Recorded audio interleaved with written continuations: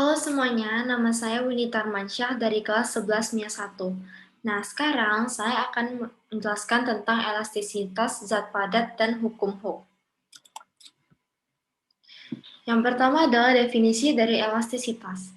Elastisitas adalah kemampuan suatu zat padat untuk kembali ke bentuk awal setelah mendapat gangguan luar yang diterapkan dan kemudian dihilangkan. Sebuah benda dengan tingkat tinggi elastisitas mampu untuk memiliki banyak perubahan bentuknya dan masih bisa kembali ke bentuk aslinya. Nah, di sini ada gambar polisi tidur dan mobil. Coba kita pikirkan, apa sih hubungannya?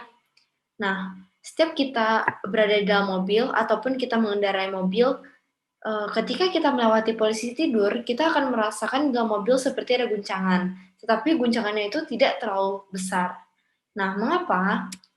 Karena di dalam setiap kendaraan yang memiliki alat yang berfungsi untuk mengatasi setiap guncangan yang terjadi di sepanjang perjalanan, yaitu shock absorber atau peredam kejut. Peredam kejut ini akan menyerap setiap guncangan dan mengubahnya menjadi gerakan yang elastis. Nah, maka dari itu, mengapa ketika kita di dalam mobil, guncangannya tidak terlalu kuat saat melewati polisi tidur. Nah, selanjutnya, di sini ada dua gambar, pegas dan plastisin. Nah, sekarang ini ada pertanyaan, ketika kita menarik kedua benda ini secara bergantian, apakah yang akan terjadi? Pasti kita semua bakal menjawab bahwa pegas akan kembali ke bentuk semula setelah ditarik, sedangkan plastisin akan berubah ke bentuk yang baru. Kenapa? Nah, benda tersebut dapat kembali ke bentuk semula saat gaya yang diberikan dihilangkan atau benda tersebut berubah menjadi bentuk yang baru. Kalau gaya yang diberikan pada benda terlalu besar dan benda sudah melewati titik maksimalnya untuk meregang, bisa jadi benda tersebut akan hancur loh. Nah, pada dasarnya, semua benda yang ada di bumi ini dapat mengalami perubahan bentuk apabila diberikan sejumlah gaya. Kemungkinannya seperti percobaan yang kita bahas tadi. Nah, selanjutnya elastisitas ini saya bagi menjadi 2 poin. Yang pertama adalah kemampuan yang dimiliki benda untuk kembali ke kondisi awalnya saat gaya yang diberikan pada benda tersebut dihilangkan, itu disebut elastisitas atau benda tersebut memiliki sifat yang elastis. Contohnya seperti pegas, karet gelang, per, dan sebagainya. Nah, yang poin kedua ini, jika benda tidak memiliki kemampuan untuk kembali lagi ke kondisi awalnya saat gaya yang diberikan dihilangkan, maka benda tersebut memiliki sifat plastis. Contohnya adalah plastisin, plastik, permen karet, tanah liat, dan sebagainya. Nah, jadi yang berdasarkan yang tadi eksperimen sederhana tersebut, yang sebelah kiri pegas itu memiliki sifat elastisitas, sedangkan plastisin tersebut memiliki sifat yang plastis. Nah, kemudian di sini ada perbandingan ya. Di sini ada gambar perbandingan sifat elastis dan plastis pada zat padat. Umumnya, setiap benda yang memiliki sifat elastis pasti juga akan memiliki sifat yang plastis. Kenapa? Coba kita misalkan saja, pegas yang kita gunakan pada eksperimen sederhana yang tadi, kita rentangkan secara terus-menerus dengan gaya yang semakin kuat. Misalnya ini pegas, kita tarik secara terus-menerus dengan gaya yang semakin kuat. Kira-kira apa yang bakal terjadi? Sebelum itu, saya akan menjelaskan tentang ini, seperti yang ada di gambar. Ini bentuk awal sifat elastis pada pegas. Nah, ini yang pada plastisin. Jadi di sini kita bisa melihat perbandingannya. Bentuk awal, pegas, bentuk saat direntangkan, dan bentuk akhir. Pegas ini bakalan kembali ke semula. Sedangkan bentuk awal dari plastisin, bentuk saat diregangkan, dan bentuk akhirnya itu bisa berbeda. Mengapa? Karena sifat plastis pada plastisin itu yang membuat bentuknya itu menjadi bentuk yang baru. Nah, sekarang kita kembali ke perbandingan ini.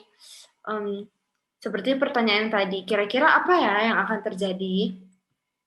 Nah, mula-mula mungkin pegas akan tetap kembali ke bentuk semula jika gaya yang kita berikan tidak terlalu besar. Tapi apabila pegas yang kita rentangkan dengan gaya yang lebih besar lagi, ada saatnya pegas menjadi kendor dan sampai di titik tertentu, pegas tidak dapat kembali ke bentuk semula.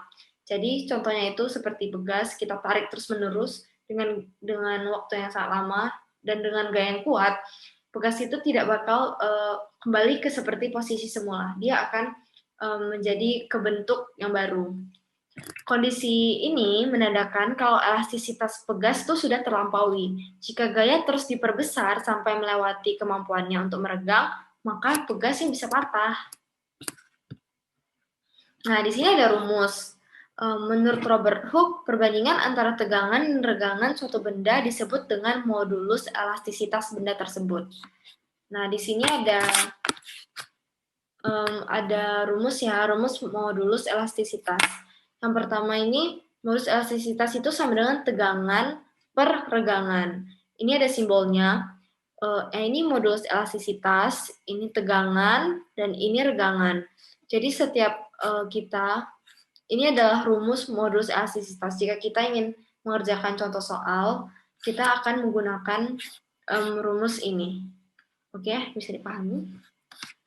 Selanjutnya adalah hukum Hooke. Hukum Hooke. Hubungan antara besar gaya dengan pertambahan panjang pegas pertama kali diamati oleh Robert Hooke, seorang ahli kimia dan matematika berkebangsaan Inggris. Hooke membuat hukum, yaitu hukum Hooke yang menjelaskan tentang besar gaya maksimum yang dapat diberikan pada benda elastis agar tidak melewati batas elastisitasnya dan menghilangkan sifat elastis benda tersebut. Besarnya gaya F akan berbanding lurus dengan pertambahan panjang pegas dari keadaan awalnya. Artinya, semakin besar regangan pegas, semakin besar pula gayanya. Itu yang harus kita ingat. Nah, di sini ada poster ya tentang hukum Hooke. Yang perlu kita ketahui bunyi hukum Hooke adalah jika gaya tarik pada pegas tidak melampaui batas elastisitasnya, maka pertambahan panjang pegas akan berbanding lurus atau sebanding dengan gaya tariknya.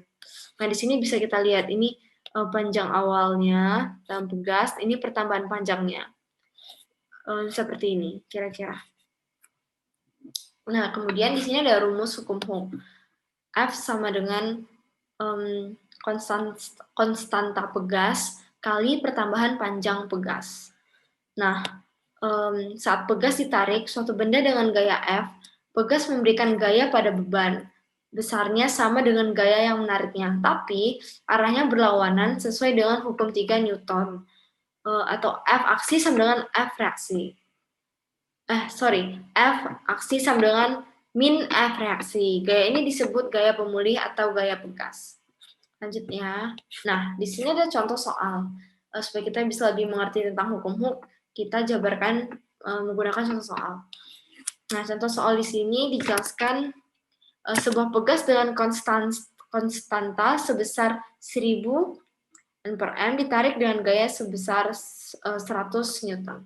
Berapakah pertambahan panjang pegas tersebut? Nah, pertama yang kita ketahui adalah K-nya berapa, 1000 N/m, dan F-nya berapa, 100 N. Nah, pertambahan panjangnya yang ditanya. Nah, besar pertambahan pegas dapat kita cari menggunakan rumus hukum Hooke. F sama dengan K kali pertambahan panjang. Nah, ini rumusnya. Tinggal kita masukin aja dan kita dapat hasilnya.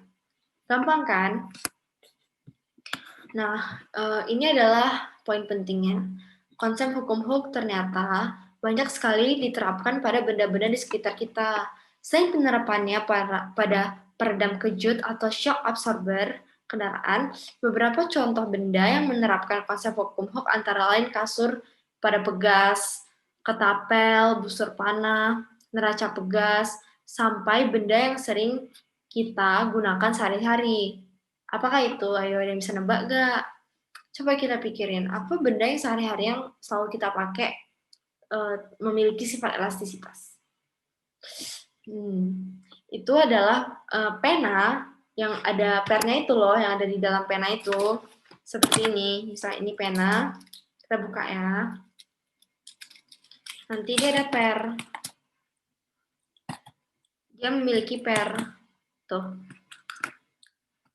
Nih, bisa dilihat nggak? Nah, per yang ada di dalam sini itu memiliki sifat elastisitas. Jadi, ketika kita memasukkan bola pena ini, kita tekan. Nah, bentuk pegasnya itu kembali seperti semula karena dia memiliki sifat elastisitas. Sekian dari presentasi saya mengenai elastisitas. Jika ada salah kata atau salah di dalam penjelasannya, saya minta maaf. Terima kasih.